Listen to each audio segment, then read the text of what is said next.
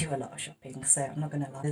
Although it's just drink after drink and they're only about £6, £10 each, they really do add up a lot.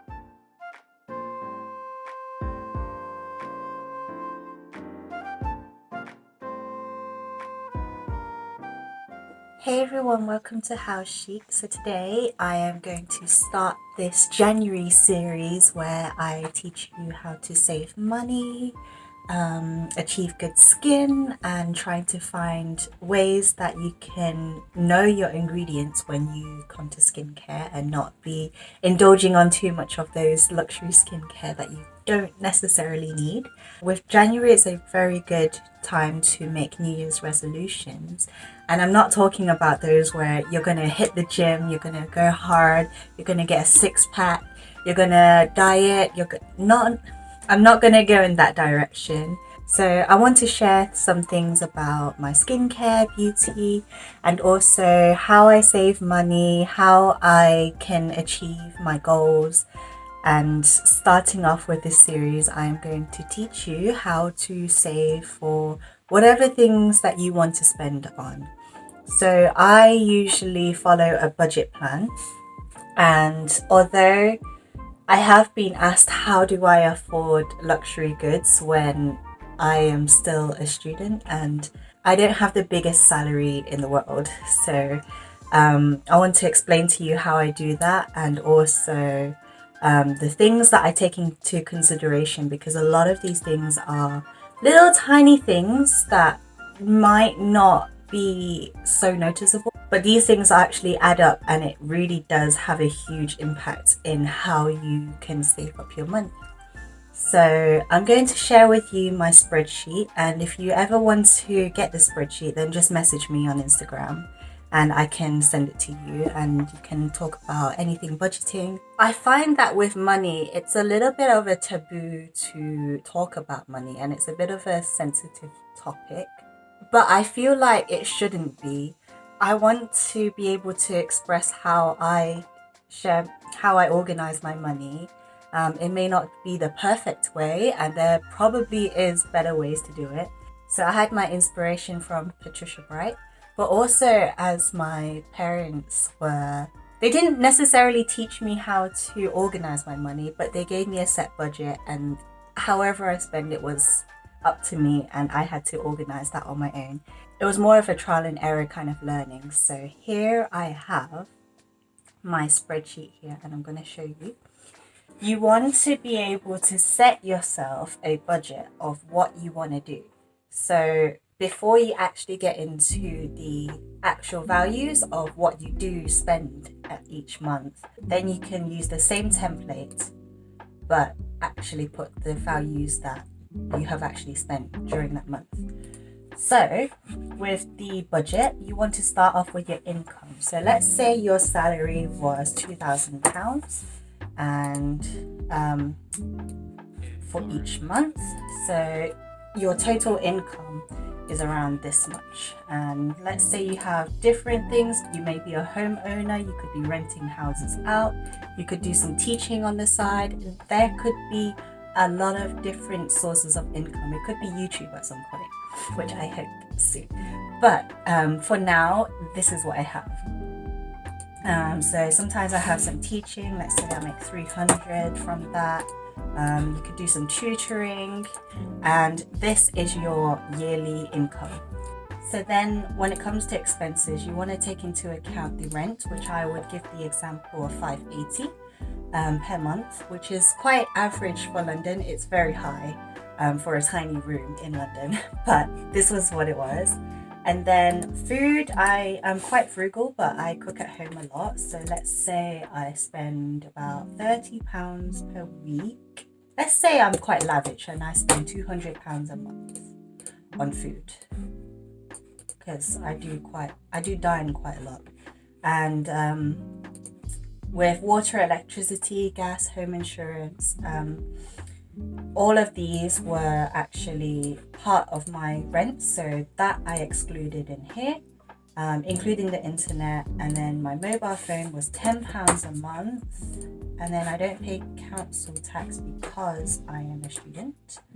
And then you want to put in about your travel costs. So I mostly cycle, but on the weekends I want to dress up and look nice. During the non-COVID times, I do travel quite a bit. So let's say I spend on £50 just for like going out on the weekends, and just going into town. But I think in COVID times it's going to be a lot less than this. Bike maintenance, this is nothing. I'm just going to put £50 for the first month, but usually it's pretty much zero. So these are the things that are taking away from your salary. And then another thing that takes away from your salary is just personal costs, so such as shopping. I do a lot of shopping, so I'm not gonna lie. I'm just gonna put 300 for now, let's say, per month, and that'd be quite a lot of money. But yes, I used to do a lot of running races. I don't do that anymore. Socialization, these really do add up for sure, because although it's just drink after drink and they're only about £6, £10 each, they really do add up a lot. And I am personally not one to buy drinks or eat out that much. So I am going to put £20 a week, let's say. So I'm going to put maybe £100. So that will be it. And then subscriptions such as Netflix, I think that's £12 a month, I think. And then Spotify, I pay £5 for the student one, and I'm going to put that across the whole year. And if you have any additional personal costs such as subscriptions, gifts, presents, then do add that in. And then if you are in debt, like student loans, credit card payments, then do add it here. So I am not in debt, so woo. And you should try not to be in debt. So this is my net income. So this is my monthly income, and this is my monthly expenses. So even though I have spent after all of this, you still have money left over. And this is where you want to use your money wisely. For the short-term goals, you need a sinking fund, just in case there is a rainy day. I always have about £1,000 in spare. I would just split this across the whole week. So I would do equals this divided by 12. And then for holidays, you want to save around, let's say, £2,000. And again, I would do equals, and I'll put the $sign here, and then I'll divide it by 12. And then I will drag that across. So that is where your savings should go. So this, in actual sense, would be 250 of the roughly 1,000 that I had. And then I'd also put money in an ISA account, which is a savings account. The good thing about ISAs is that you can save up interest and your money will grow in the bank. Right now, I would say it's very low, but I think it's good to at least put it there, because even if it's a penny or two, it does add up in the end of the day. So for my ISA, I can only put £200 at a time, so I'll put that across the whole year. And then investment savings, I like to invest in just random things like Bitcoin, or like I put my money into handbags or whatever you want. So let's say I want to save 300 for that. So this is just your general savings account, whether you want a house, a bag, anything that you really want to invest in. It could be family as well. Now that I've gone through all of my plans for the year, I have my summary here. So this is my total income. This is the total expenses for the year. And then this is the total savings that I make. And this is just calculated from all of this. And then this part shows you that you have an extra of 3,466. So that is really good money. And you can add this to your savings if you want, or you can maybe have an enjoyable luxury purchase that you want, because this could afford a Chanel bag if you save up in the right way across the whole year, and you are making £9,000 of savings. So this is your dream plan of what you want to do. Now, when it comes to the actual thing, you're going to have to be very disciplined in how you put your money into your account. So your salary, it should be around that. And I'm going to put that in.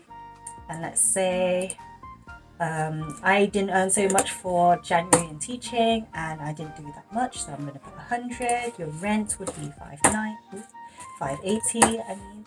And then your food, you end up eating less than you predicted, because maybe January you're dieting and you're doing well on your diet, so you don't actually have to eat too much like Christmas. And then your mobile phone contract, your public transport, let's say you've actively been cycling a lot more, and I've been only spending £30.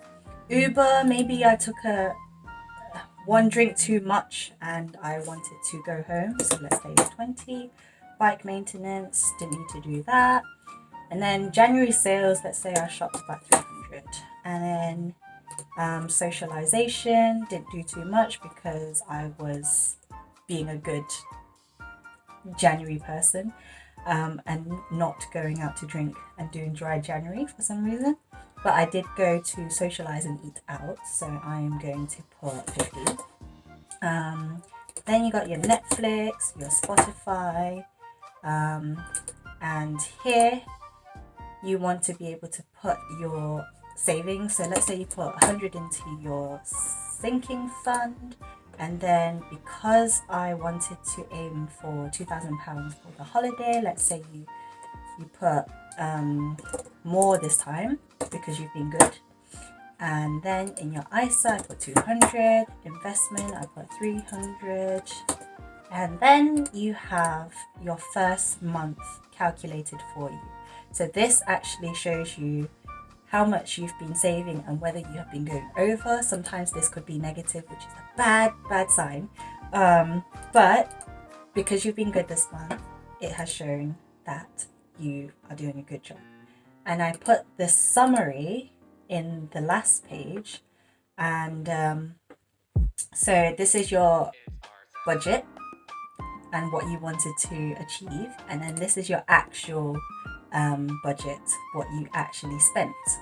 And what I did here was that I did a monthly summary on whether you achieved that goal or not. If you are doing better than what you projected to be, then this dot will be green. So this is red for now because the leftover was 943 as opposed to 993. And you want to be able to adjust your ideal of spending. Let's say you reduce your spending of your shopping to be 200 instead of 300.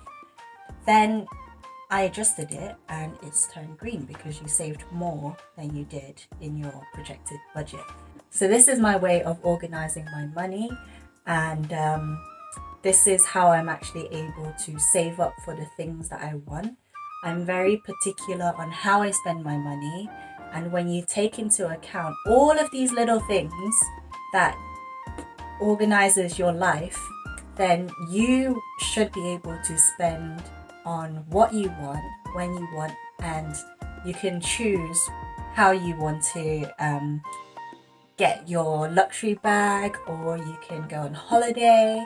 And it's nothing too crazy to believe, because I do get a lot of questions where how do you actually save all of this money?